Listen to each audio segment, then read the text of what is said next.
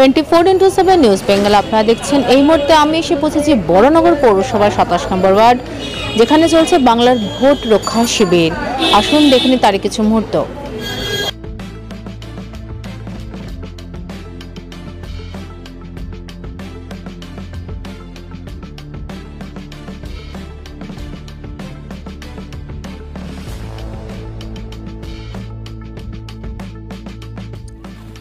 চৌঠা নভেম্বর থেকে রাজ্যে শুরু হয়েছে এসআইআর। বাংলার মুখ্যমন্ত্রী মমতা বন্দ্যোপাধ্যায়ের নির্দেশে এসআইআর সংক্রান্ত বিষয়ে রাজ্যবাসীকে সহায়তা করতে ওয়ার্ডে ওয়ার্ডে শুরু হয়েছে তৃণমূলের পক্ষ থেকে বাংলার ভোট রক্ষা শিবির, যাতে এসআইআর কোনো যোগ্য ভোটারের নাম বাদ না যায়। ভোটার তালিকা সংক্রান্ত বিষয় হোক বা ইনভিটেশন ফর্ম ফিল আপ, বিবিধ বিষয়ে মানুষকে সহায়তা প্রদান করা হচ্ছে এই ক্যাম্পগুলি থেকে। বড়নগর বিধানসভার 27 নম্বর ওয়ার্ডের কাউন্সিলর বিশ্বজিৎ বর্ধনের তত্ত্বাবধানে চলছে এই ওয়ার্ডের প্রত্যহ সন্ধ্যে 7টা থেকে প্রায় রাত 11টা পর্যন্ত এই বাংলার ভোট রক্ষা শিবির।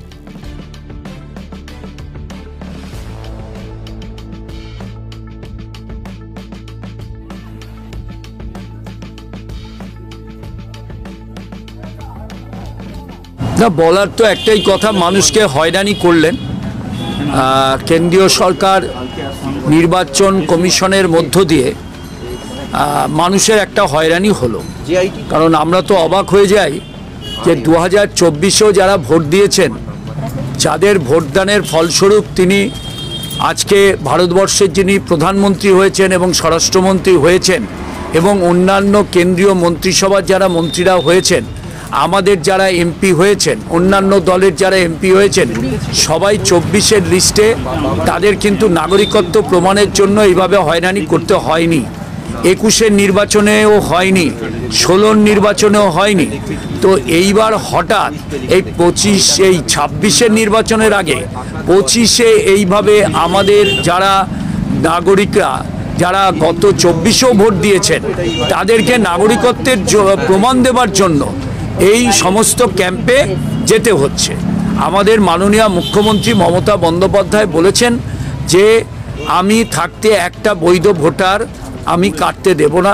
তেমনি আমার বিধায়ক সায়ন্তিকা বন্দ্যোপাধ্যায় বলেছেন যে আমি থাকতে বড়নগরেও একটি বৈধ ভোটার কাটতে দেব না। সেই মতো আমিও আমার এই 27 নম্বরের আমি কাউন্সিলর হওয়া সত্ত্বেও এবং আমি দক্ষিণ বড়নগর তৃণমূল কংগ্রেসের সভাপতি, আমি দায়িত্ব নিয়ে বলছি আমাদের এই অঞ্চলের কারোরই বৈধ ভোটার আমরা কাটতে দেব না, এবং আমার ওয়ার্ডেও আমি বৈধ ভোটার একটিও কাটতে দেব না, এটা আমাদের শপথ। কিন্তু এই যে দেখুন, এইখানে বহু মানুষ এসছেন, এই যে যারা আসছেন তারা কেন এই হয়রানির শিকার হবেন? অনেক বৃদ্ধ মানুষেরা আসছেন, তারা এই 60 বছর, 65 বছর, 70 বছর, 75 বছর তারা আসছেন, ভদ্রলোকেরা, ভদ্রমহিলারা, তারা কেন এই হেনস্থার শিকার হবে? এটা হচ্ছে আমার কাছে প্রশ্ন নির্বাচন কমিশনের কাছে। এবং আমরা বলি মানুষ কিন্তু সেই তাগিদেই বহু মানুষ সাড়া দিয়েছেন, আসছেন। প্রতিদিনই আমাদের এই ক্যাম্প, আমাদের দলের নির্দেশে এই ক্যাম্প আমাদের হয়েছে, এবং আমরা 4 নভেম্বর থেকে এই ক্যাম্প শুরু করেছি, এবং আগামী দিনও দলের নির্দেশে যতদিন আমাদের এই ক্যাম্প চালাতে বলবে আমরা ততদিনই এই ক্যাম্প চালাব। আর সবচেয়ে বড় কথা হচ্ছে যে আজকে যেভাবে 2002-এর লিস্টের সঙ্গে 2025-এর লিস্টকে ম্যাচ করাতে হবে, এবং সেই ম্যাচ করাতে গিয়ে 2002-এ কারোর, ধরুন আমার নাম 2002-তে নেই, তাহলে আমার বাবা মার নাম আছে কিনা সেটা দেখতে হচ্ছে। ধরুন আমার মা বাবারও নাম নেই, জ্যাঠার বলছি, তার ঠাকুরদা ঠাকুমা না আছে, এইগুলো যাদের নেই, তাহলে তারা কি করবে? তারা 26-এ ফর্ম ফিল আপ, 25-এ ফর্মটা ফিল আপ করবে ফর ইলেকশন 26 তার আগে। এবং আমাদের খসড়া একটা লিস্ট বেরোবে 9ই ডিসেম্বর, এবং 9ই ডিসেম্বর যারা ধরুন এই রকমভাবে লিস্টেড হয়ে আছে, যাদের পূর্ণাঙ্গভাবে যাদের সেই ডাটা নেই, তাদের জন্য কিন্তু আবার তাদেরকে নতুনভাবে তাদেরকে আবার হিয়ারিং করে তাদের কাগজপত্র নিয়ে জমা দিতে হবে। ধরুন সেই হিয়ারিংয়ে সন্তুষ্ট না হলো, তাহলে 4 জানুয়ারিতে আপনার পর্যন্ত সেই হিয়ারিংয়ের ডেট থাকবে, এবং 17ই ফেব্রুয়ারি সেই পূর্ণাঙ্গ লিস্ট বেরোবে। যদি দেখা যায় যে যিনি 24-এ ভোট দিয়েছেন অথচ তার এই কাগজগুলো নেই, শুধু না থাকার জন্য তার 26-এ দেখা গেল ভোটার লিস্টে 17 ফেব্রুয়ারি পর তার নাম নেই। এটা তো একটা ভয়াবহ ব্যাপার, চিন্তার ব্যাপার, আতঙ্কের ব্যাপার। আমরা বলছি এই নির্বাচন কমিশনের এই পদক্ষেপ আমি তৃণমূল কংগ্রেস একজন সাধারণ সৈনিক হিসেবে এই পদক্ষেপের আমি বিরোধিতা করছি।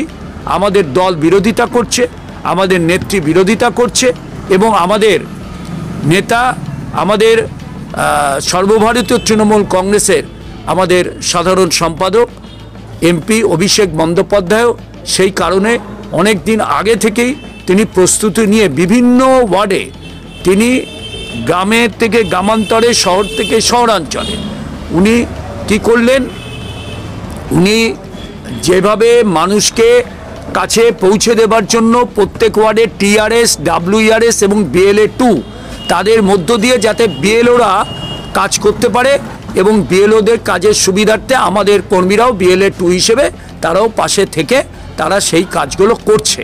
তো আমরা সতর্ক আছি, আমরা মানুষের পাশে আছি। অতীতে যেভাবে আমরা মানুষের পাশে ছিলাম আমরা সেভাবেই মানুষের পাশে আছি এবং মানুষের পাশে আমরা থাকব। 24x7 নিউজ বেঙ্গলের সঙ্গে থাকুন, সাথে থাকুন, দেখতে থাকুন সব খবরের জন্য চোখ রাখুন আমাদের চ্যানেলে।